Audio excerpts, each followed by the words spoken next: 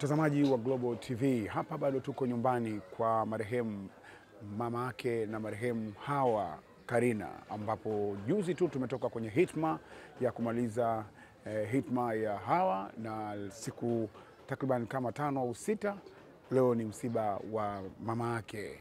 Ni huzuni kweli ambao umetanda hapa, lakini nimekutana na mume wa marehemu tuweze kuzungumza naye. Kwanza baba, pole sana kwa msiba. Asante sana, tunashukuru. Na labda ungetuambia kwa kifupi mpaka kutokea msiba huu nini kimejiri hapa, nini kilimkuta marehemu mama yake na Karina? Kwanza mimi naomba radhi kwa hali ambayo tuionayo kwa sasa hivi na majonzi makubwa yanayotupata kwa muda mfupi uliopita. Kama nyinyi mnavyofahamu, tunaomba radhi kwamba mtupe muda wa kuweza kufanya mahojiano, sababu akili zetu bado hazijafanya kazi sawa sawa.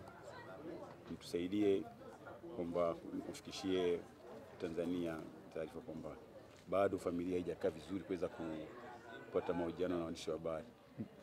Na hata hivyo vile tunataka tuchague tu msemaji mmoja ndio kwa niaba ya familia, Bwana Bashir. Yeye atakuwa muongeaji kwa niaba ya familia, kwa sababu wengine wote bado akili haijafanya kazi sawa sawa. Tunaweza kujibu ndivyo sivyo sababu ya majonzi ambayo yametutawala. Isipokuwa tunashukuru kwa ujio wenu na kampani ambayo mnaendelea kutupa mpaka sasa hivi. Pole sana, lakini wewe ndio mume, labda kwa ufupi sana, kabla tujaongea na msemaji wa familia, ungetuambia kilichokuwa kinamsumbua mama mpaka hospitali mpaka umauti wake kwa kifupi sana. Mama ni kwamba alikuwa anasumbuliwa na pressure na sukari na majonzi pia baada ya kufiwa na mwanae, kama unavyoona nyinyi mnavyoshuhudia.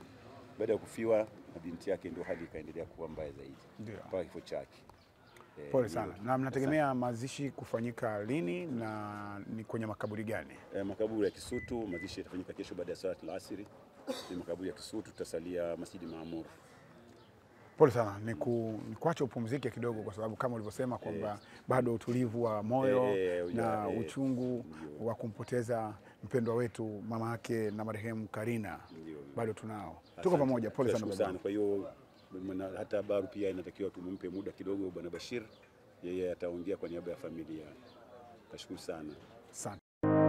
Ili kuwa mwanafamilia bora wa Global TV, usisahau kusubscribe, like, kushare na kucomment.